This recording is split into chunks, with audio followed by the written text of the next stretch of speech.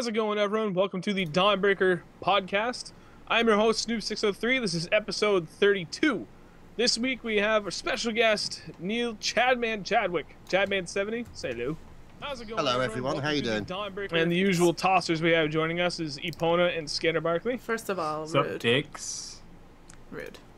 What was that? Tosser?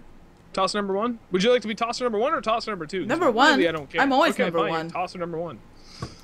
Oh, before we get to the podcast, quick pre-podcast announcement. We still have the game servers going. We still have the Battlefield 3 server. We have the Reign of Kings. We have Minecraft Vanilla, Minecraft Feed the Beast, and we have an Ark Survival. What is Ark it called? Survival Evolved. It's got dinosaurs, Survival motherfucker. Yes.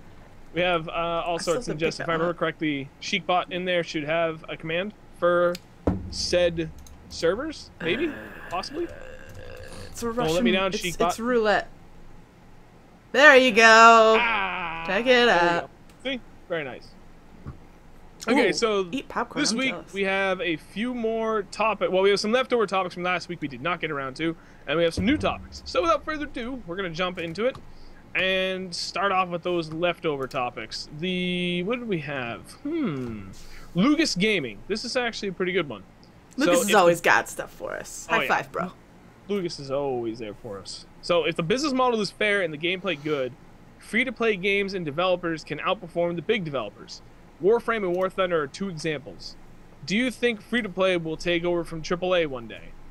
Does anyone want to have that first, or you want me to jump into it? I'm taking it. All right. No, honestly, I do not see free-to-play ever taking over. I do still firmly believe that the majority of players, and just people in general, would rather still have that one flat rate fee, even if it's a lot more expensive for like initial investment, and that gives you unlimited play hours, especially if you're thinking about in the sense of multiplayer games a la Battlefield. $60 means I can play this for unlimited. It is an infinite playtime for me until they eventually take the servers down. Versus free-to-play games, some games there is technically a limit to how far you can go before you need to keep spending money and spending, and there is no limit on how much you can spend to continue to extend the amount of playable hours, and worthwhile playable hours. So because of that, no, I don't ever see free-to-play ever taking over the big games by any means. Is it extremely profitable? Yeah, but taking over? No.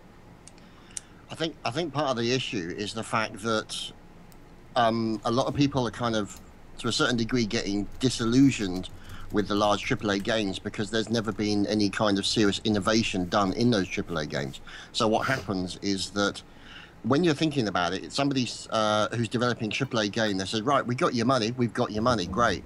Whereas where a free-to-play game, they've got to kind of keep re-innovating and keep trying to regain your attention. And so therefore I tend to find that innovation is a little bit sharper in free-to-play games, because they have to be, because you've got to sell it. You've got to sell it to the player. You've got to be able to basically say, okay, you're coming here, it's free-to-play, here are some benefits of playing the game, but here is why we want you to stay. Whereas as far as the people who are doing the AAAs, as I knock my mic, basically they've literally, once they got their money, they couldn't give a crap. That's a good point. But I don't have enough experience with free-to-play to really add to that. Free-to-play is a terrible, terrible thing. Dude, it really just... well, if you do it right... Don't make me disagree with you this early in the podcast. No, I mean, it can work, but for, like, legitimately good games out there, but there's still plenty of free-to-play games, you know, they're quote-unquote free-to-play, but they're more pay-to-win than free-to-play, and these companies are really kind of hammering that fact home, and it becomes almost like an addiction at times. And I know that there was a fucking article that I've been trying to think of this whole time while I'm speaking absolute garbage out of my mouth. But anyway, there's like good free-to-play, and then there's bad free-to-play. Just like, you know, good games, bad games and stuff. But bad free-to-play can be like really, really bad, where they just kind of give you that little bit of taste of like, look at how much fun this game is. But that's as far as you can go. For $5 more, we'll let you play a little more. And then you play a little more, and you're like, it was pretty fucking fun, wasn't it? Then you're going to do another $10 to keep going. And it kind of keeps going. But it's obviously not that cut and dry, but you kind of get the gist of what I'm saying. That's like the mobile gaming strategy. Yep. Trials Fusion. Man, fuck that game. I'm so mad at it right now. I used to love it because I can't remember now if it was free or if it was like $1 or something. But I'm pretty sure I had to pay a couple bucks for it. And the thing was fun. I've gotten several hours play out of it. And then it got to a point where like, okay, all my upgrades now are like 150 grand. And to do that, just grinding it out would probably take me like 5 hours of plugging away on my phone. That's a lot of time to be playing a single game on your phone just for like one upgrade. And there's like 4 separate slots of upgrades you can do on it. And each slot you can upgrade like 10 times. So, I'm only halfway through and I'm like, okay, but I could spend $10 and get like 3 rounds at all 4 stages and be like, okay. And I did that once. And then I saw where you could really get in trouble really easy. Like, oh, fuck, that was really, really easy. And then there's other things where they have challenges. It's like, okay, you have 3 stages of challenges. Go through these first 3. Like, no problem. You got all these maps unlocked to do it. Okay, now do these next 3. You do the first 2, and then the third one you notice is locked behind a paywall. It says, oh, sorry, Ryder, you can't go there. However, if you spend $5 to fix this bridge up, you can access all these things and finish your challenge. So I have all these unfinished challenges because 1 out of the 3 that I had to do is locked behind a paywall. That's so really you're irritating. technically able to do it, but you gotta pay to finish it. It's bullshit. And that's where I think... Sorry, part of the problem is the fact that essentially everybody at the moment in the world seems to be in a rush. They want to be able to do things faster. They want to be able to do things quicker. They don't want to they don't want to have patience to wait to get to the next point. So they think, oh, I'll just pay $5 to get to the next point, and then it becomes a circular problem. But that's always going to be an issue, especially with mobile gaming, is they will nickel and dime you. But like you said, the thing is, if they can get a non-pay-to-win, free-to-play model that succeeds, then yeah, definitely. I mean, it's the game has every chance of being good and being successful and being popular. But if they try and nickel and dime you, then it's going to just blow up in their face every single time. A lot of developers still haven't learned that lesson. No AAA company is going to give up their current model because their model is substantiated the same way as all other businesses are substantiated. If you're EA or Ubisoft or Activision or any of these, what you need to be able to do is you need to be able to sit there and you need to be able to predict a degree of income to your shareholders. And that's what the AAA model allows. It's a set price for the game from a set date and an expected number of pre-orders, an expected number of day 1 sales, an expected number of week 1, month 1, month 2, month 3 sales. You can't do that with free-to-play because free-to-play can die on its ass within fucking days of launching. It can be dead on its ass. And no like company in the world is going to sit there and go, let's change from guaranteed income to possibly none. It's just not a thing that is ever going to happen. It also, it comes with far more risk, but if you pull it off and you do it well, it also comes with far more reward. Here's a really good example. 2 games that are actually very, very similar. Warframe by Digital Extremes, which is free to play. A kind of a third-person action RPG, MMO thing, lots of loot, lots of raids, lots of dungeons, lots of bosses, lots of fights, lots of monsters, lots of stuff like that. And Destiny, which is the AAA version. It is actually the AAA version of, there's so much ripped off from Warframe in Destiny, it's fucking hilarious. But Destiny was the pay $60 day 1 and get it. Now, Destiny has almost undoubtedly made more money than Warframe. Just sheer volume of sales, I would say, for a game that big. But Warframe is arguably the bigger game, and it's arguably the fairer game, despite being free to play.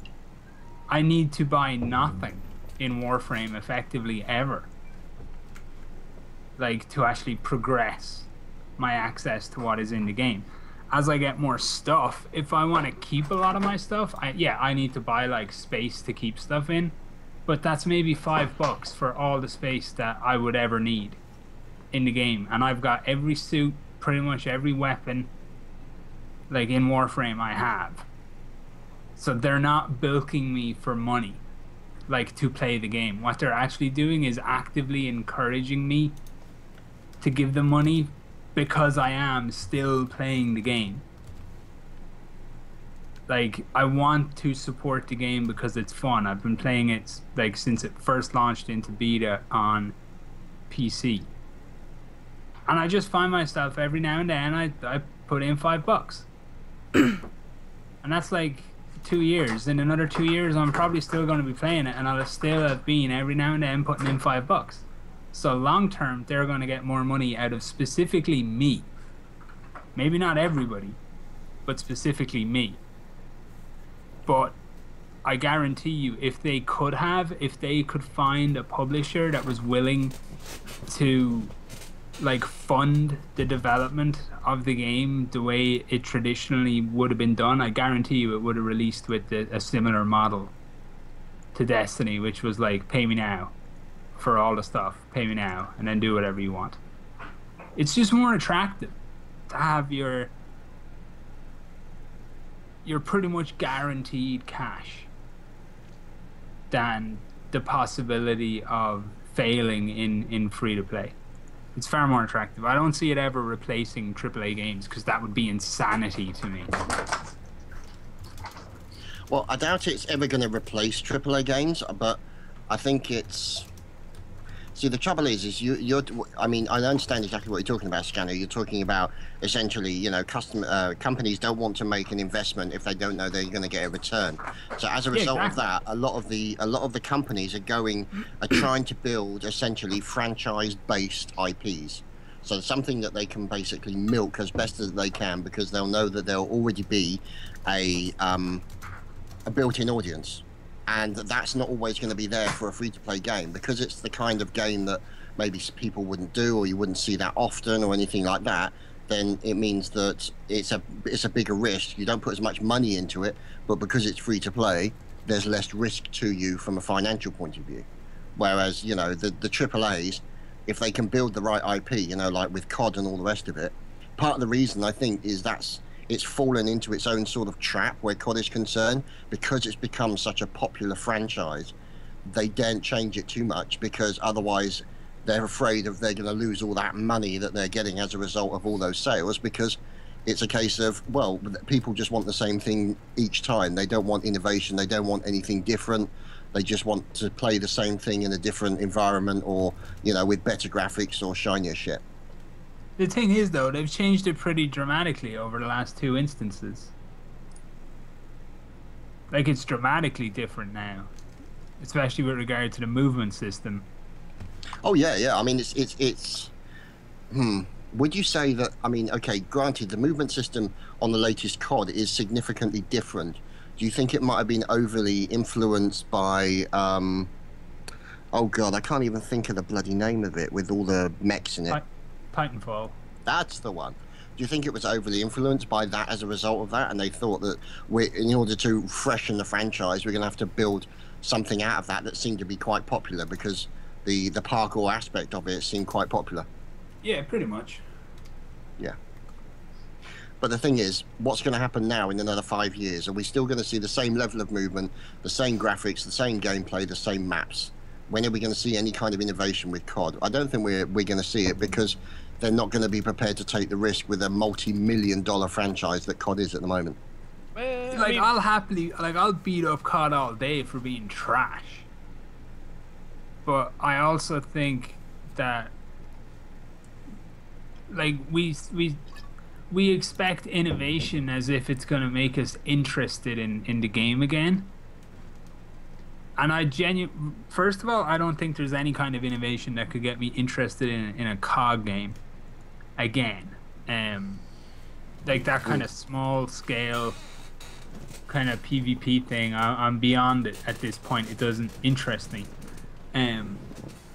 I also think we make unfair expectations of games companies to innovate. Like, every time something happens. Like, how do you innovate now a first-person shooter?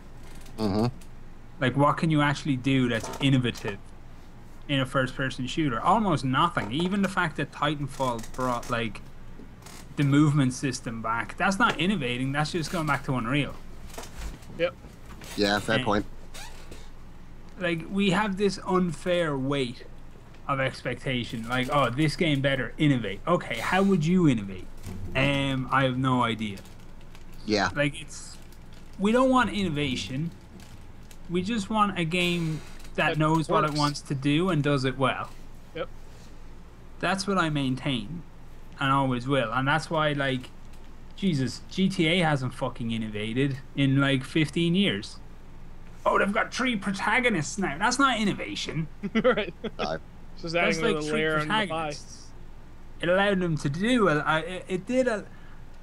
what 3 protagonists in GTA? Like, people look at that as if that was Did they innovation add when it planes? wasn't. Just curious. Was planes a thing before? Yeah. Oh. Well, I I tried to throw him a bone, but I think the last time they did any serious changes to GTA was when they went from the top down to the 3D, wasn't it? From GTA 2 to GTA 3. Like, the actual innovation in GTA 3 was, yes, it was designed around the fact that they had 3 protagonists, but it's not what people think it was. It's not a narrative innovation. It doesn't matter how many protagonists a game has, whether it has 1 or 10. It's still just a fucking story. What GTA 5 allowed them to do was cut out a huge amount of bollocks because they had 3 protagonists. The fact that you can switch from one to another, like during, you know, major like heist moments of the single player campaign, meant you didn't have to walk down 24 boring hallways because somebody was always where they needed to be to have some action, and then you could just switch to them. Stuff like super tense and awesome. Like, that was innovation. That was like, okay, there's this boringly shit part of games where you don't do anything, you're constantly getting into position to do stuff. Let's just remove that. And it was really smart. And that was like true innovation. But nobody fucking spotted it because we don't know what innovation we want, and when it arrives, we don't even recognize it. So it's too late, and then someone else comes out with a slightly crappier version of that innovation, and everyone's like, wow, what the fuck? Wait, go back to that game, it was awesome. Yeah, Ubisoft will do it. They'll be like, in our new generic Assassins game, you can play 3 boring fucking white dudes at the same time. Huzzah. Like, oh my god.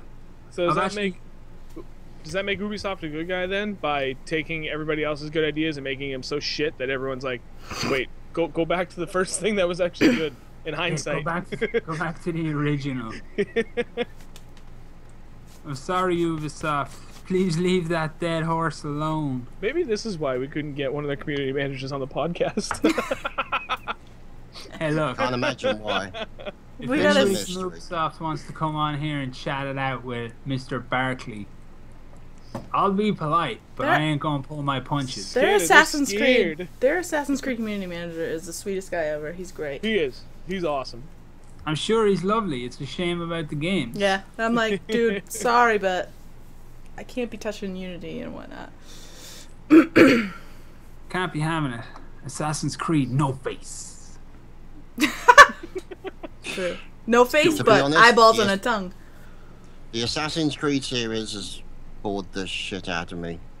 Just doesn't interest me in any way. I enjoyed The Black thing is Flag, but I mean, okay, I will admit, I mean, looking from it from a sort of just on a level of, you know, graphics and stuff like that, the whole, you know, the ship battles and everything does look interesting, but it's the whole sort of, you know, you're an assassin, it's the counter, and all the rest of it, and, you know, there's you stabbing X amount of people, and I'm just like, okay, I'm really just bored now.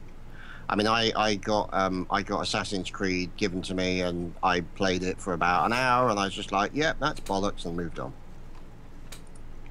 It did not interest me. Pretty dull. Mm-hmm. I love 1 and 2. I really liked 4, but I liked 3. It was fun. Syndicate actually has my attention, but only because I'm obsessed with England and especially Victorian England. So, and you can play as a lady. Slightly important. So Good news for Snoove. What? Did you say, motherfucker? You're a guest here. You're supposed to show some respect. I am showing respect to Jess and Scanner. Exactly. You can't get That's the way it works. So we actually kind of covered both topics from Lucas, because the other half of this question was, are some games too big to fail? Did we really touch upon that? I feel like we briefly touched it. We caressed just around the tip of that topic. Okay. No game is too big to fail, but some games are too big to fail instantly. Bingo. It takes a slow rot Or to kill a big game franchise. Or my point I had in my notes there was an ego can be too big. Or no, how did I word that? I wrote down. I gotta go back to my notes. See, this is why I write notes, kids, so I can fucking remember exactly what it was I had to say. An ego is an ugly thing, and no. We're talking, if we're talking games and their developers / publishers is one and the same, then yes, I think that they absolutely can and will fail because of egos. You know, it could be that developers can look at their game, and I think, well, actually that's a bad example, but developers can look at their game and be like, you know what, we're fucking like riding this all the way up at the peak. This thing's kicking ass. Well, here's some ideas where we should take it. It's really radical, and it's gonna be great. So let's go with it and roll with it. And the community's like, whoa. No, that's not why we like this game, guys. This is not gonna work for us. And they're like, well, fuck you. This is our game. We're gonna do what we want. We're huge. Look at all these sales we make. We're gonna do whatever we want. And they let their egos. There's potential for their ego to get in the way. Therefore, completely disregarding what it is that their consumer base wants, and that could derail the train that is the massive profit train. And I have a specific example of exactly what you've just talked about, and that was Star Wars Galaxies. What did they do? I want to hear it. Basically, what happened with Star Wars Galaxies, there were some fundamental issues, but one of the things that was great about Galaxies is the fact that you had 30 different classes, and you could essentially put points into certain skills, so you could literally pick and choose skills from all the various classes, so you could, and nobody was ever the same. There was problems with relating to power armor and medics and stuff like that with the buffs that you got, and there was a few tweaks that they could have done. First thing they did was bring out a combat upgrade, which reduced the amount of XP available to everyone, and also then they decided to do the new game experience, which basically moved everybody into a situation where there was only 9 basic classes, and Jedi was a starting class. The whole point of the game, set in the era, was that Jedis were rare. You didn't see them very often, and all of a sudden they were then available as a starting class, and a whole cookie cutter situation came out. Everybody looked the same, everybody was the same, and they essentially just ripped the absolute heart out of that game, and everyone left. There you go. Yeah, they fucked it big time, and they admit that in history, in past interviews and all the rest of it. They have admitted that they made a mistake and they screwed it royally. Scanner, I heard you were going to kind of disagree with what I was saying. What is it you wanted to say? Surprise, surprise. He always disagrees with me. It's fine. I've gotten used to it. I don't think. Like, it's easy to look, like, to find games throughout gaming history that have failed. But when we're looking specifically at the term too big to fail, you're looking at something that already has an established place in the market. So you're looking at a franchise, and more than that, you're looking at, like, a major brand. Like, you're looking at a COD, you're looking at a Halo, a Battlefield, a StarCraft, a League of Legends. You know, something big for me when you're saying, like, too big to fail. Like, you don't get to be a new IP and sit there and go, we're a new IP, we're too big to fail. Because you're nothing. Like, at that point in time. It doesn't matter who your developer is or anything. You're a completely unproven entity. What if you're Destiny and you spend $500 million on marketing? It doesn't matter. You're still completely unproven. That's not being too big to fail. Destiny could very easily have failed. Counterpoint. I'll actually go out on a limb and say that without all the money they spent on marketing, Destiny likely would have been a failure. Yes, I agree. Like, that money spent on marketing was spent for a very good reason. And it was genius marketing. But without it, I think the game might have gotten its teeth kicked in a little more than it did. And that's from somebody who's played it non-stop for 4 days. I was say, you're fucking playing it right now. He's turning into me. He's turning into me. Rock Band. Is that not a good example? What the fuck is Rock Band? Good point. Rock Band was fucking huge for years. Jess, you moved the damn notes. Hang on. Are some games too big to fail? They will fail. What about the Old Republic? Because they put 300 million into the development of that game. Yeah, they did. Would you say that was as an example of something too big to fail? Not really. You're both missing my point. You're both coming up with counterpoints that don't mean anything to what I was saying. I think you're right. Was the Old Republic already out? Was it the Old Republic 4 that was coming out basically, or was it the Old Republic? Right. Yeah. Okay. Yeah, it's MMO, so it's slightly different, isn't it? In other circumstances. Yeah, exactly. Yeah. And like everything's got to be, we got to deal in specifics as opposed to generalizations. Yeah. So Snoov, you were saying Rock Band. No, I think I was approaching it from the wrong angle, and now I've second guessed the point I was going to make, and I don't think it applies in this situation anymore. I'm sure Rock Band probably released a shit fucking version of Rock Band because it sounds like the kind of thing. It's one of those fucking fake guitar shit, isn't it? Well, it was so fucking big. I think their problem was kind of like what Ubisoft's doing with Assassin's Creed. It's oversaturation. They kept coming out with new versions of the game way too fucking fast, and people got sick of it. You keep shoveling shit down people's throats. Just Dance Summer Party. Just Dance is doing just fine. Just Dance is not Rock Band, though. It's technically a different game. I mean, it's the same thing where you're emulating... My friends and I like to play that when we're drunk. I'm sure it's only when you're drunk, too, Only. Right? Well, yeah. Otherwise... Yeah. You're a fucking liar. Do these games actually fail? Well, in Rock Band's case, absolutely it did. It fucking tanked. They're trying to make a comeback, but I mean, that was like a $1 billion franchise. And it just fucking, like, technically disappeared overnight. Yeah, well, there you go. No game is too big to fail then. Yeah. But, like, you really gotta go out of your way to be a fucking imbecile to, like, sink a good thing. You know what I mean? It'd be like releasing Iron Man 4 to empty theaters. This is true. Like, how the fuck do you even go about dreaming of doing such a thing? Wait, what movie just came out? It was like a sequel and it bombed. Was it Terminator? No, I don't think Terminator's released yet. No, it is. Terminator's out. Is it? I don't know if it bombed, though. I've heard it's doing well. I could have sworn it did it. I heard it was terrible shitty, audience. Though. Yeah, all my information from outside is secondhand, though, so it should be noted. I don't know. All right, now we've beaten up this topic pretty well. I'd like to move on because we spent a half an hour on the first topic, and there's some other good ones here that I do want to touch upon before we get going. So I'm forcing the change. Another leftover topic was actually from our guest host from Chadman. Thoughts on Apple banning all games from their App Store featuring the American Civil War flag, well, the Confederate flag.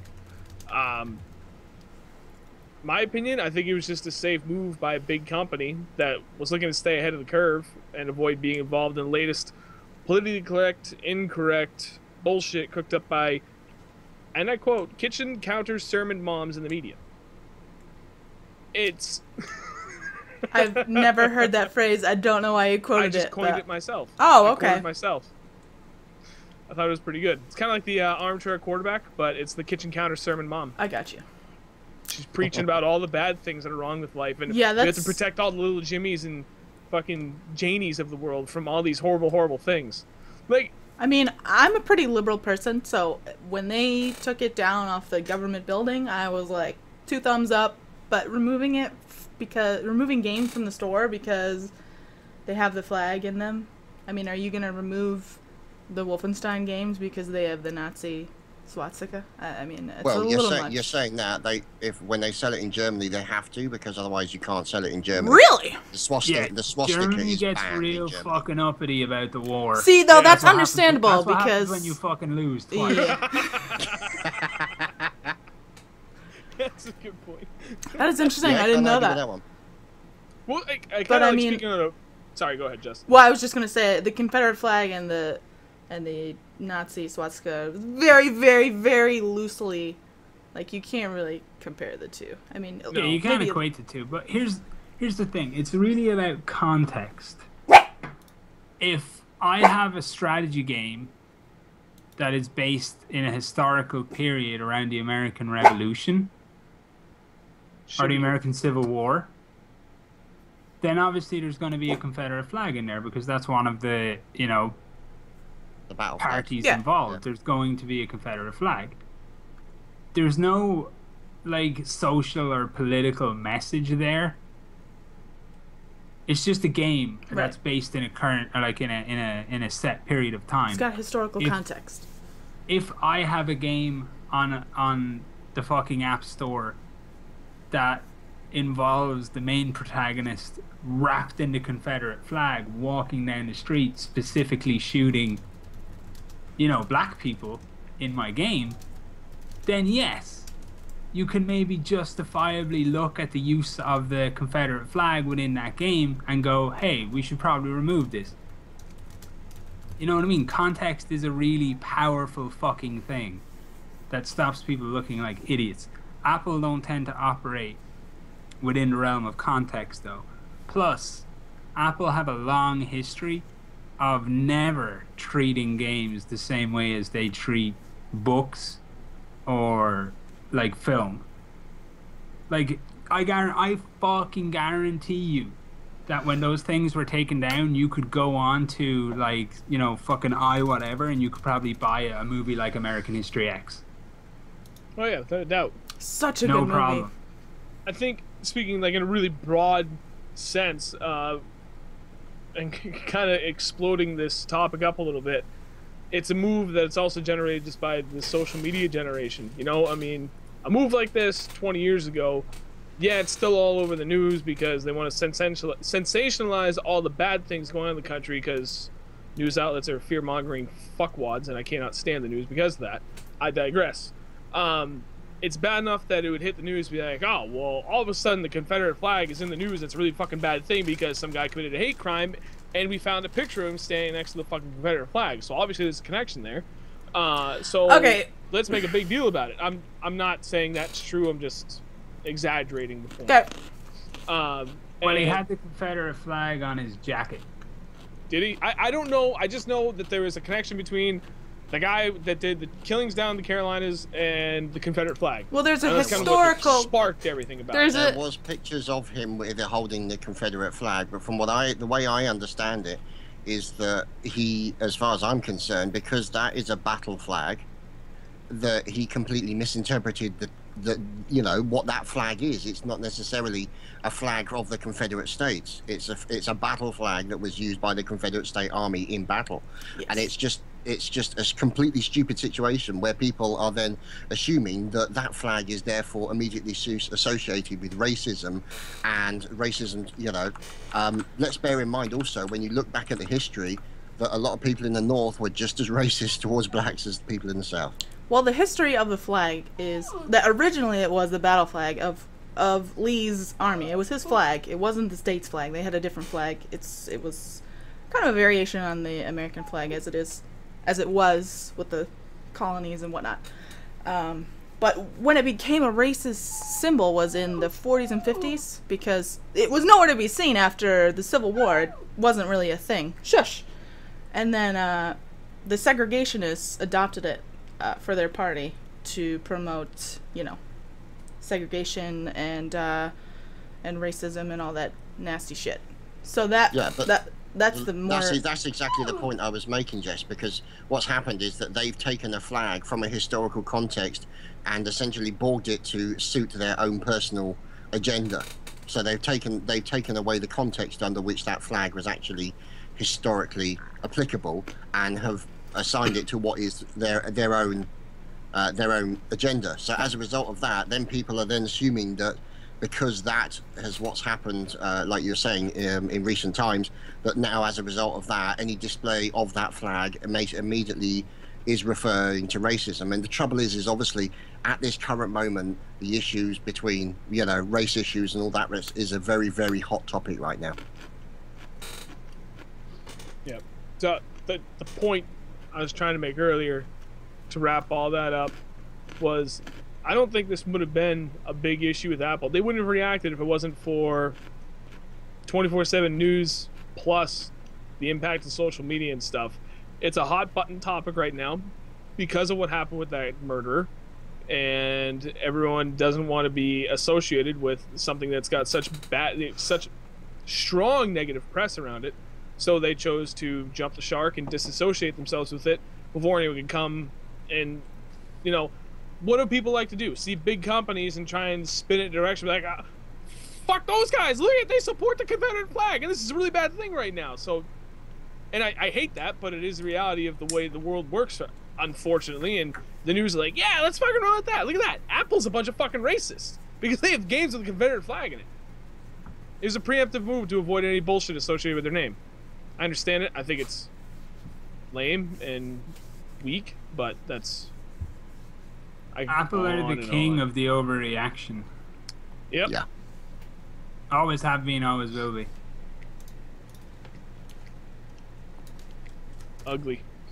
We have one more leftover topic, I think. Yep, okay, sorry. Jess is flipping things around and I lost it.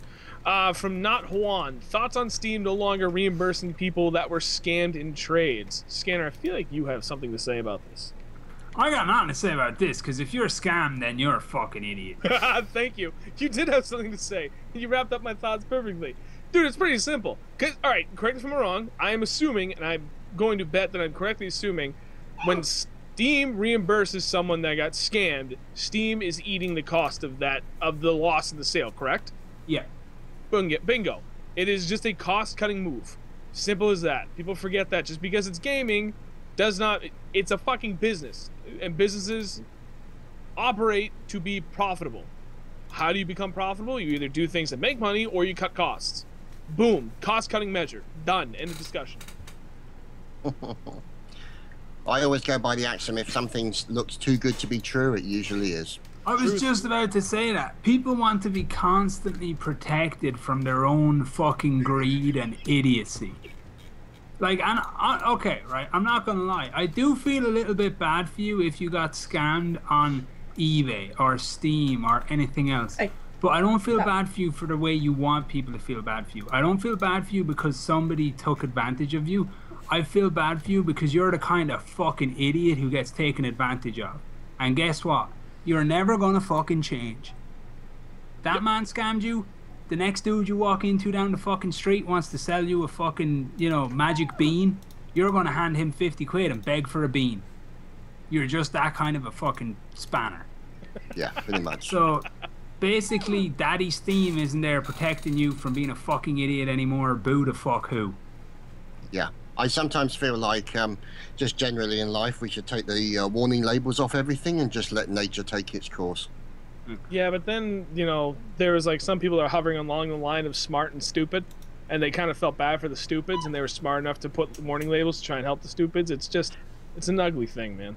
Yeah, but then my favorite warning label I've ever seen was on a chainsaw, where it said, "Do not attempt to stop running chain with either hands or genitals." Which means someone's tried that. I saw a picture of and to be honest, if they've now removed themselves from the gene pool, it's probably a good thing. Yeah. But the fact that you have to put a label on something like that just boggles my mind. I completely agree with Scanner. If you can't realize someone's throwing a brick at your head, then you're obviously too fucking stupid to realize. Yeah. Like, I know people are going to disagree with me and probably going to go, yeah, I am all about consumer protection. Like, it's the very basis of the vast majority of my arguments, the vast majority of the time. But I'm also all about responsibility. Like, you do not have the right to sit there and bitch and moan because nobody is protecting you from yourself. What are you getting scammed for? A 60 fucking quid skin in CSGO? Really? Like, you want to spend that much money on a fucking, like, weapon skin in a game? Dude, anyone who scams you is doing you a fucking favor, because you won't learn shit from buying that skin, but you'll have learned something from being scammed. Truth. Yep. So, I just can't, like, I don't understand it. It's like it'd be like walking down. Okay, right. So you're walking home after a night on the town, and all around you are really, really brightly lit streets. And you look at these streets and you go, nah, you know what? I'm going to walk down Junkie Alley. So you stroll down Junkie Alley and you get mugged, and then a cop shows up and you're like, oh yeah, I got mugged. You owe me $180. It's like, it doesn't work that way. Did you just victim blame, Scanner? I victim blamed on an imaginary street, okay? So let's not go crazy here. I'm using a metaphor. Just saying, slippery slope, bro. It's not a slippery slope at all. Alright. We're talking about internet scamming. We're not talking about anything else. Alright. But the point that Scanner's making is essentially a lot of the people who fall into this is because of their own greed. Yeah, they want to do, like... They want to get something for nothing or something for a lot cheaper than it normally would be. I just don't And as a result of that, it. yeah. Like, And even when get everything upset. runs perfectly, I don't understand these player-driven markets on Steam. I don't understand the kind of person who sits there and goes, 60 quid for a new game is a bit much, but I spent 80 bucks on a fucking dragon skin for my M whatever in fucking CSGO, and that's perfectly justified to me for reasons. Wow. People I like don't that, get it. just sterilize them straight away, mate.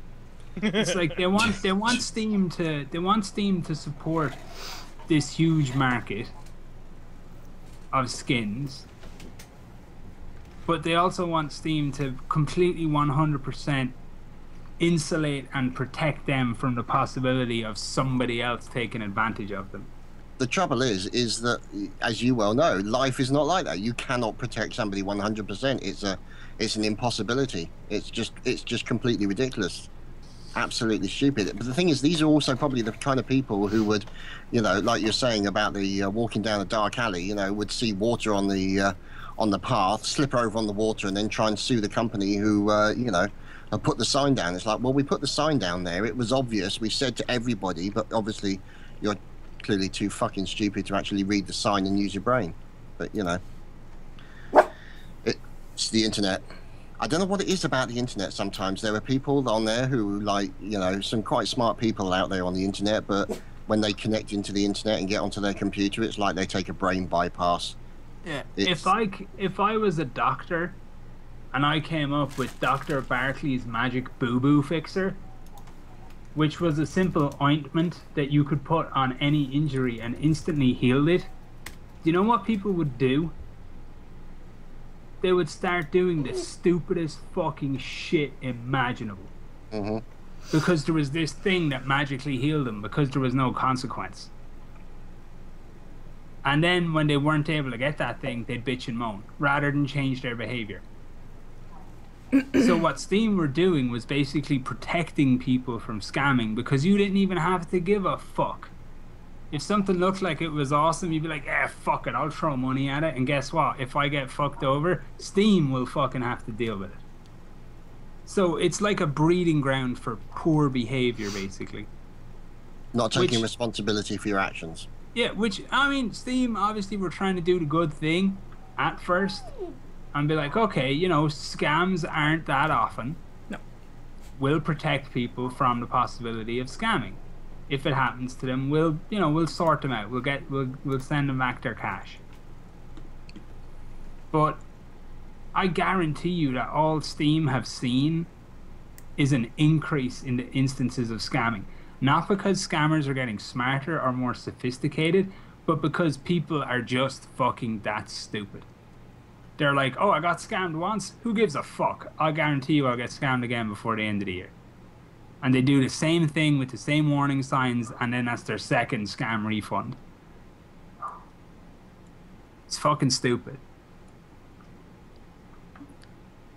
It's nonsensical to overly, like, expect endless protections from companies because of the way that you yourself behave. It's like the G2A keys thing. People are like, oh, I want to be able to go on G2A and I want to be able to buy my keys for like fucking, 10% of its actual value. and then be shocked sometimes when those keys might not be genuine. It's like, I'm so surprised. This incredibly cheap product, which if I was in another shop would cost 10 times more than I paid for it here, might not be legitimate. I am shocked and appalled. And I demand compensation. Yeah. Yeah, it's like, fuck off.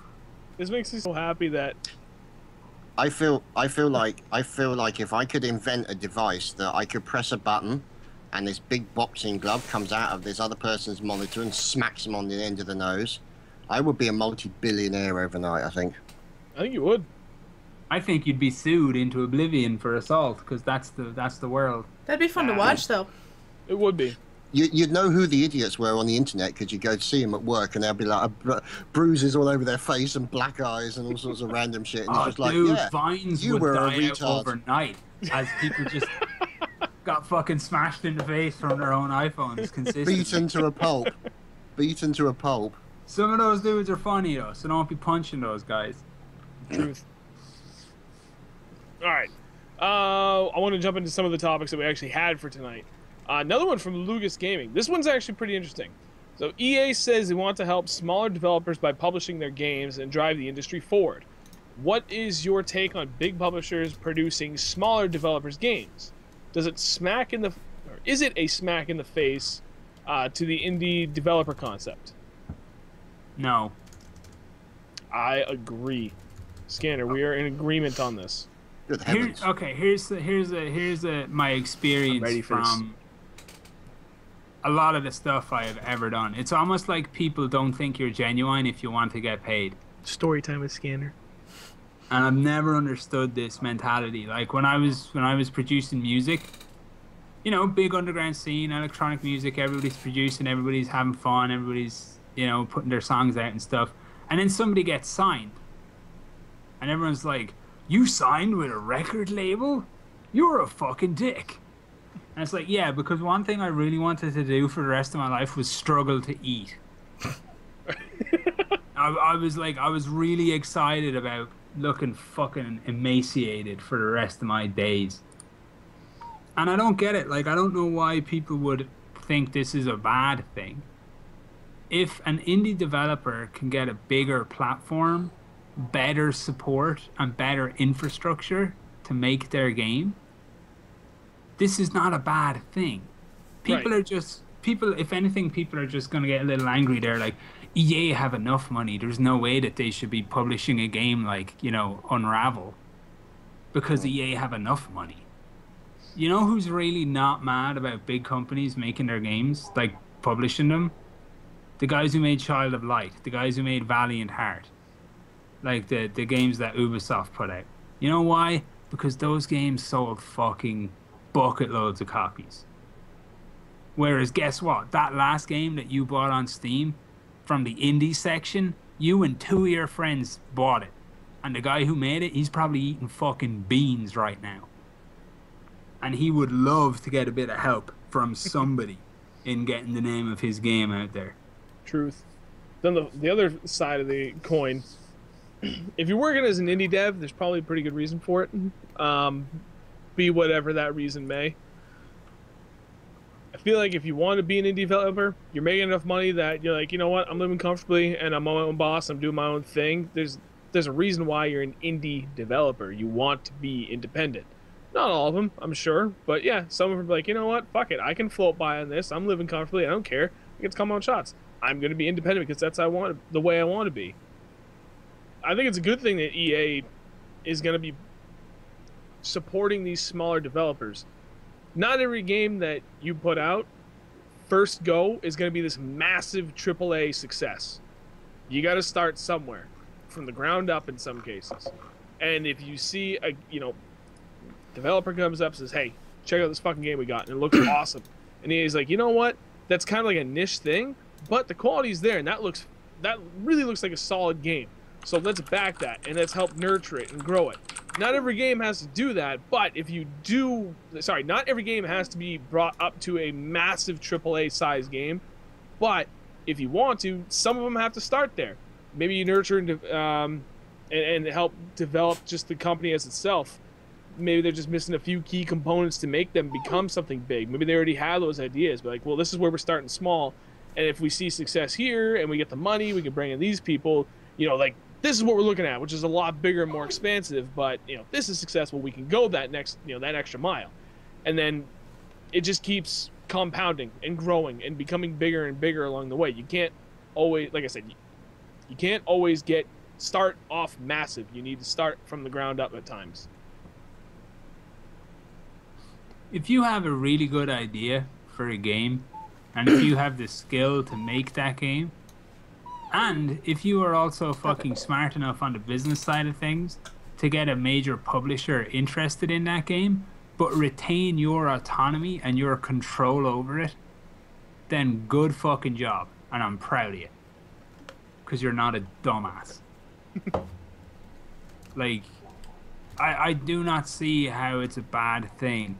I hate this concept of people have a narrow interpretation of what a thing can be, and anybody who doesn't live their life that way or do their business that way is somehow a traitor, or somehow unpure, or un-indie.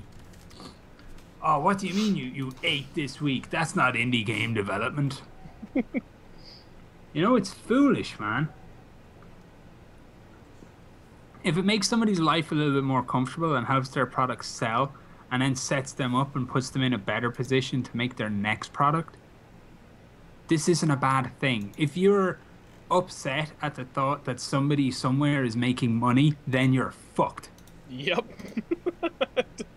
Like, EA exists to make money. They will have made more money from the time I began answering this question to now than, like... Than you will in the next year or two. Yeah, than most of us would make in a year. Yep. Like, there's money literally falling down the internet, tumbling in glorious fucking green sheafs, like fucking wheat from a sexy summer field, right? And it's just falling on top of EA right now. As we speak. You better get mad about that shit. How dare you have fucking dreams and goals scanner and want to make money in life? How fucking dare you? Do you have the audacity to even think about doing something like that? Being. My God. Must be stopped. You know, he's the kind of person that we should be euthanizing here. We can't have people like this out there in life. That's what Chad was talking about earlier. That kind of stupidity, that's dangerous. It's fucking crazy, man. That's crazy talk. I didn't get it back in the DIY punk days, and I don't get it now with indie gaming. Some people only see evil when it comes to money, and yeah, sure there is, but there isn't, like, with absoluteness. Money is a fucking beautiful thing, and I will not have anybody speak ill of money. Not in my presence. It will not happen. Money is awesome. It is. Alright, I'm going to jump to the next one from Polygon Wizard. And I actually like this, because this will give us a chance to kind of reminisce about some really, really good things. So, similar to rereading a favorite book, do you guys have any games that you make sure to go back and replay every so often, no matter how old or outdated they get?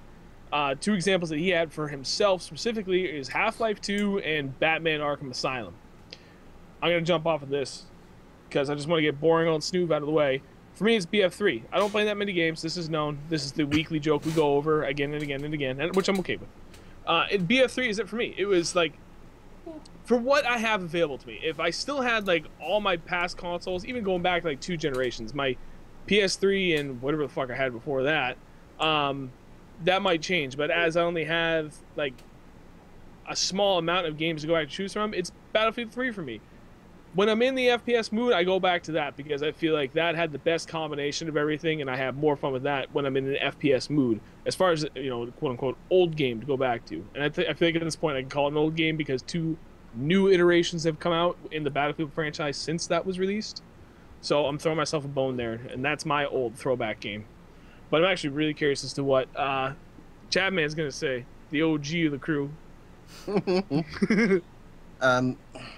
Game that I always go back to and I still play and I still love is Evil Genius. That is a game that I still play now, and I've completed it 9 times but still enjoy it. Basically, you know, it's got a good sense of humor to it. It's good fun design, all that kind of stuff that I always enjoy. Also, with respect to old games, going back, not necessarily really old, but I always go back to Napoleon Total War because that's one of my eras that I enjoy, and I really enjoy that game generally. But I don't know. I mean, thinking about really, really old games, there hasn't been any that I've really gone back to that are any older than Evil Genius, to be honest. Evil Genius is the one that I always go to because it's just got such a sense of humor throughout the game. And it's like £4 on Steam, and it's a single player, so you don't have to worry about anyone else coming in and ruining the game. You don't have to worry about anyone else being a dick. You can basically, you are the evil genius, so you are basically the dick in this situation, and you can essentially just go in there, design everything that you want, and take over the world. And it's immensely good fun. And it's one of those games that, you know, I find a very relaxing experience to go to. I would agree with Snoof that Battlefield 3, I like to go back to that every now and again. But Weird.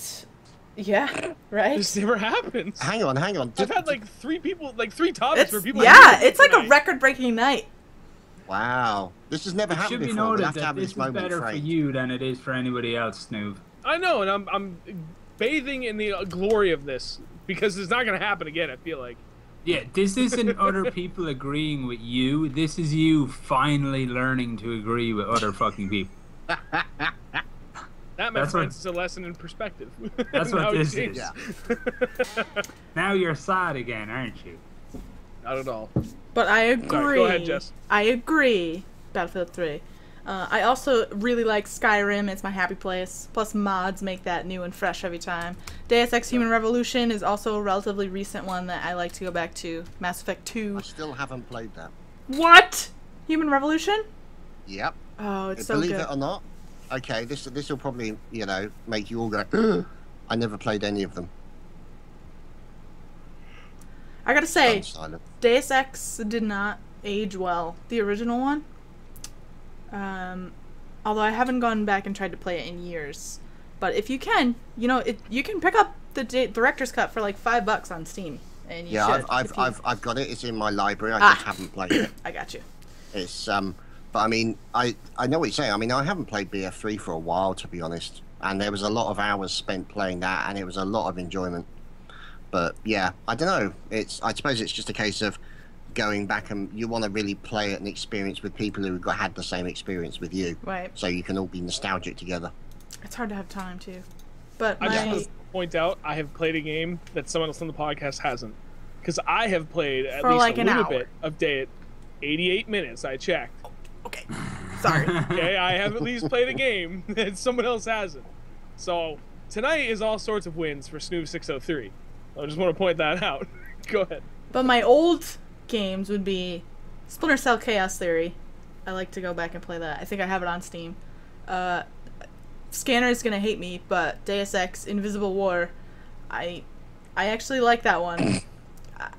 It's disowned by much of the fan base of Deus Ex, but I enjoy I'm it judging you right I now. enjoy it for what it is. I just pretend it's its own thing, and It obviously is its own thing. It's a lump You of can shit in an otherwise immaculate series of games. it's. You can actually see the beams of judgment coming out of I Scanner's know. eyes Look at his right now. eyes. I feel concerned. Now I know how Snoop feels. Ocarina of Time. Obviously, I gotta play that like at least once a year. Not the whole don't thing, dis- because that's a lot, but at least through the I don't childhood. disagree with you with respect to the Splinter Cell series. Fantastic series. The only drawback is I don't play Ubisoft games anymore. You gotta stick to your guns if that's your thing. Power to you, man. Well, the thing is, basically what happened, it was the whole thing with Far Cry 4 and YouTube and all the rest of it, and they're putting copyrighted music into it in cutscenes that are key parts of the story that you can't really cut out, and so you end up getting copyright claims on it. So I just said, you know what, fuck you guys, uninstalled all of Ubisoft software off of my machine and all games off my machine. I'm just like, screw you guys. Yeah, I traded in my Far Cry 4 for Batman. Yeah, Far Cry 4 was a bit dull, to be honest. It was the little It was helicopter like they Far Cry added, though. 3 all Don't get over me- again. Oh, I love Far Cry 3. I really enjoy Far Yeah, it Cry was 3. great the first time I played it. When I played it when it was called Far Cry 4, it was dull as fuck. True. Yeah, exactly. Hey, But for and it's a shame because sorry, Scanner. nostalgia games, before we get dovetailed off into fucking Ubiland, I used to, every now and then I would fire up like Red Dead Redemption and I'd play it, and I'd always think like, oh, you know, I'll play a little bit, and then I'd like finish the game because it was impossible to just play a little bit because the game's too glorious. I've heard so much about that. My true nostalgia, like what I would consider worthy of being called a nostalgia game, is Streets of fucking Rage, man.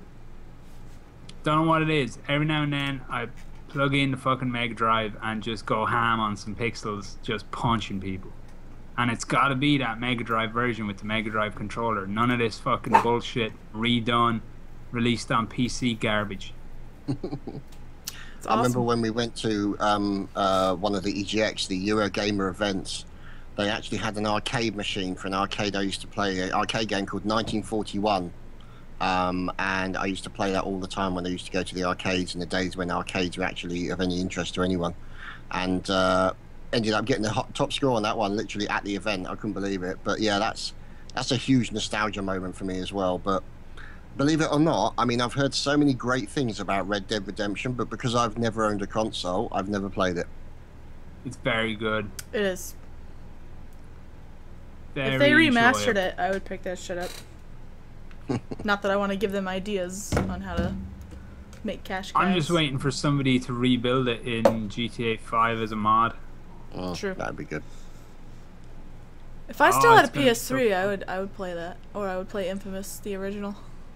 Dude, if I still had a PS2, I think I brought this up a couple weeks ago. If I still had a PS2, I'd go back and play Dave Mirra Freestyle BMX non-fucking stop. I've been playing that shit while we were doing the podcast, like Scanner's playing fucking Destiny. I'm not really playing Destiny, I'm just running around the hub, I'm dancing with people. She was like, I'm dancing with people. Wait, I have a question. Can the PS4 play PS2 games? I don't know why that jumped into my head. The Why did I PS3 think that? No, because when the PS3 originally came out, it had two The versions. original one. Yeah, the original fucking massive brick. Yeah. There's one that people are paying a shit ton of money for today. That was the original one. There's two models. The one that was backwards compatible to PS1 and 2, and then your standard one that was backwards compatible just to PS1, which was the one I got. But the reason I got it was because my friend, who got his money from means which were questionable, bought the first one that was only backwards compatible to PS1, wanted the one that was that would do all three gens, and he was like, I'll sell you this one for $150. I was like, yeah, why wouldn't I take that? Because at the time I think it was still like either $400 or maybe even $450. It's $150 for a 3 months old PS4. How the fuck do you say no to that? My wife tried to say no, but I was like, no. We're buying this right now. And we did. Anyway. One of the other games I do like playing until I had the whole Ubisoft thing was Silent Hunter 3, which was a World War II submarine simulator, which was immensely good fun. I used to really enjoy that, and I enjoy those kind of sims and stuff like that. In fact, kind of funny story, I used to play with a Norwegian friend of mine, and these are World War II submarines, so this is in the early days before magnetic torpedoes came along. He is the only person that I've ever met in 20 odd years of being on the internet who's managed to torpedo himself twice. Yeah, he managed to torpedo himself twice, which was unbelievable. I then found out 6 months later that he was, because he's Norwegian, he was they have to do a year's service, and it turned out he was going into the Navy. And I said, you sure that's a good idea, dude? Because it's just like, yeah. I then found out 6 months after that him and all the cadets ran the ship aground. Oh my gosh. Shut up. Wow. I was just like, dude, there are no words, man. There are no words. It's like I saw the writing on the wall from day one. You did those poor people a disservice by not calling in and being, listen, there's some things you should know about this guy. Yeah, I know. The irony. Terrible. Alright, last topic we actually have time for. We've only been at this for about an hour. Odds from Faith's Shadow. We should discuss EA Sports versus Ubisoft's quality in gaming and what should be done to change both companies and make them better. This is really simple. If you don't like a company and the quality of the product they're pumping out, stop buying it. Yep. Simple as that. Vote with your wallet. Exactly. Time. A company produces a product, and product goes out the door, numbers come back in, numbers being sales. As long as that is a profitable number, all ahead, full steam ahead. The moment that stops or starts dropping a little bit, you'll raise a concern. It depends. There's going to be a bit of a window where it's acceptable drops, and they'll try and figure it out because obviously you never want to see numbers go down, but they'll figure it out. And they're like, okay, well, people are displeased with the quality of this, but the drop is minimal, and we can handle this. Profits are still good. The moment you bring that number down to no profits, or like pretty much anywhere right around that point of like barely any return on investment, then and only then will you get the attention of any company. Period. Money is what rules all in business. And until you hit these companies in the wallet, they're not going to give a fuck about what you think about what they do. Period. This is actually tying into something you guys were talking about on the podcast last week about the whole issue with the latest Batman, and all the refunds that they did over Steam immediately got their attention, because essentially you were hitting their bottom line, you were hitting their wallet straight away, and you know that's the only way to get these people's attention, is to hit them hard and hit them in the wallet. Yep. It is also like one of the topics that comes up is like, okay, say like a Call of Duty game, and I'm throwing around numbers pulled completely out of my ass. They're purely for example's sense. All right, for example's sakes. Say, fucking Call of Duty 5. I don't know, call it whatever. Next Call of Duty comes out. It's got a $300 million budget, 150 towards development, and $150 million towards advertisements. And I myself have said this many times, but why don't they put maybe like 75 of that 150 million advertisement dollars into development? Scanners made a good point that doesn't always necessarily guarantee that the game quality will be better. It is easier to spend 150 million on advertising and hype the game through misdirection, whatever, than it is to bring in $150 million worth of people, because you're not just paying them their salary, then you got to carry them for health insurance and all that shit. It's a little bit more expensive that in the long run, unless of course you factor that into that budget. Regardless, I have a point. I'm going somewhere with this. The point's gone. He confused I saw that himself. one coming from a mile away. Anyway, all right, let's think of another hypothetical. You're out selling fucking hot dogs. You're your own hot dog stand, and it costs you like $1 a hot dog. You sell them for $1.50. Like, dude, my profit margin on this kind of sucks. If I go down to the store and they're throwing out hot dog buns that are like a day away from being out of code, and I get them for like 10 cents, I can sell my hot dog now for like 75 cents. It's gonna be my cost. And people aren't gonna know the difference, really. It's pretty much the same thing, but I get better profit. If the same number of customers keep coming, are you gonna fucking change anything? Are you gonna say anything? No. If all of a sudden you lose half your customers because you say, dude, your hot dog buns suck now, what'd you do? You're gonna change. That's it. It comes down to just simple economics. So long as there is profit, people don't give a fuck about what they're doing. Change the profits, you change the business. And while people continue to buy the same thing, they'll continue to generate it. The thing is, all they're doing is they are supplying what people are demanding. That's really at the end of it. That's the situation that you're looking at. So if we want them to kind of change, are we going to have to then sort of start saying, okay, well, maybe we want something different? And like you're saying, vote with the wallet. It's like, no, this game's a piece of crap. We're not doing it. We're going to refund, or we're not even going to buy it. We're going to boycott it, or whatever that they're going to do, and say, you know, you got to do something a little bit better. I mean, perfect point that they're talking about in chat is the amount of times that you see EA come out with their regular yearly franchises, the FIFAs and the NHLs and the Maddens and all the rest of it and stuff like that. And it gets to a point where, like you're saying also previously about saturation. eventually it just gets too much because people have to update to the latest one because their friends have all got it and they all want to be part of the cool kids collection, so to speak. Yep. Okay, here's a secret that probably nobody is going to tell. I can't remember who asked the question, but I'm going to tell them. Don't tell me who it is because I don't want to change my fucking tone here. All right. In the slightest. Nobody gives a fuck, my friend, what you or I want. Because 17 million people want something else and they will pay for it. This is true. It is a simple truth that you should embrace. And try and do what I do. I talk about games that I don't like here on fucking the podcast because it's really funny to do that. Because nothing's better than like shitting on games and companies that you don't like. But for the most part, I don't really give them a second thought because I'm too busy playing games I do actually like. Truth. So just think of it that way. There's plenty of games out there that you will enjoy. You do not need to worry about the fact that lots of people enjoy something that you don't and the company will sell it. What's going to save EA and Ubisoft? Nothing, because they don't need saving because they're both very profitable companies. True. And it's really that simple. Like, I feel bad for like people especially who like sports games because EA do have a bit of a like death grip on that market, like boxing titles. I think they do hockey, basketball, American football, 2 types of American football. Well, they used to do 2 types of American football games. Mm-hmm. The UFC game. You know, I feel a little bad for people who like their sports games and EA have a bit of a death grip on it.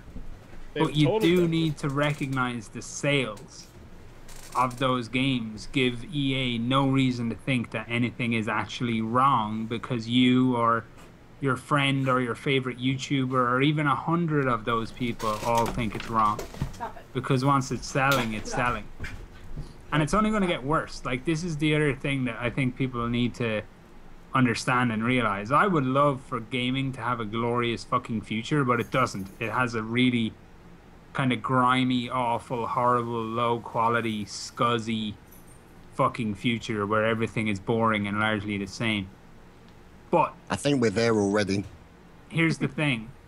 The people who are not gaming for like 3 decades like I am, they're going to be having a wonderful fucking time. In the future that I think is so boring and samey, they're all going to be like, wow, this is amazing. Because that's their gaming and it's their time. Like, I don't mean to depress anybody or make anybody feel small or like their opinions don't matter. Your opinions do matter and you should express them. But you should always be aware of the actual environment and your opinions exist in, and that they are at the end of the day just your opinions. If you dislike something or you're disappointed in something, that's absolutely fine. It's your right as a consumer and as a gamer to be disappointed and to be upset when things, you know, are wrong. But you can't get caught up in this shit because there'll always be something made by somebody somewhere that's fucking really fun to play. So just, you know, focus on that. Don't worry about EA and Ubisoft. They're going to do their thing, and if you don't want to buy their games, then don't buy them. I would love to have the strength not to buy fucking EA games, but every now and then they'll put out a title that I'll buy. For as long as they're making games, they'll put out 1 or 2 things that I'll buy. Agreed. Same here. That's just the way it is. Gaming's huge. It's bigger than it's ever been. It's more varied, and it's probably more interesting than it's ever been. So don't let the existence of these like big companies that you just don't happen to like, don't let that tarnish your enjoyment of games. Because games are fucking cool. And you will someday get bored of them and stop playing. Most people do. So just enjoy while you're involved. You'll move on, as everybody does. Yep. You'll find something else to entertain you. Because that's just what happens. Like, for the vast majority of people, that is the way gaming goes. Like, you do it for a while and then you stop doing it, because that's the way we are with just about everything. For a while, like, dude, I'm so into movies. I'm all about movies for like 5 years, and then I'm all about something else, and then I'm all about something else. As people, like, we like to vary our interests, and while we're like hyper involved in stuff, we like to win points with other people who are hyper involved in stuff by talking about how we're all going to be in it forever and ever and ever, amen. But like, I make no assumption that I'm going to be sat here and I'm going to be still playing games when I'm 70. Like, I don't think about things in that sense, I guess. Like, I've been playing games for over 30 fucking years, and I still do never make the assumption that I will be playing games tomorrow. I know I'm playing them today, and that's all I give a fuck about. Well said, sir. Well, the person that's hosting the fucking podcast got up and left, so we gotta buy some time. And she missed my big positive thing. She did. So what a dummy. Next week, I've got an idea. Next week we have Johnny Ethko on Johnny Apsro from the Battlefield Friends crew. He's already been on a couple times. We're having him back on again. Next week, I actually want to try to think if we want to do any community topics on top of some host topics. But I have an idea. I'm going to put it down in the document later on tonight. But yeah, that's it for the night. One more time, just a reminder, we do have the servers. Again, Battlefield 3, Randy Kings, Minecraft Vanilla, Minecraft with Feed the Beast mod pack, and Ark Survival something. Still haven't played Ark. Me either. Oh, Jess, you missed my big positive spiel. It was very positive. Oh, sorry. Shira was destroying the house, so I had to take her out. Awesome. So, all right. That's going to wrap it up. Chad, man, thank you for coming on tonight. Appreciate it. Always a pleasure. Hope you enjoyed yourself. Always, yes. To everyone if anyone new here is new, if you could go ahead and follow the channel, we greatly appreciate it. If anyone's just tuning in and missed it, it will be up on the channel sometime in the next couple of days. Epona is pretty damn good about getting that up relatively quickly. And that's going to wrap it up. We'll see you guys potentially this weekend for maybe a community game night. Otherwise, we'll be back next Monday with Johnny Ethko of Battlefield Friends. We'll see you guys later. Everyone have a wonderful night. See you, nerds. Goodbye. Laters.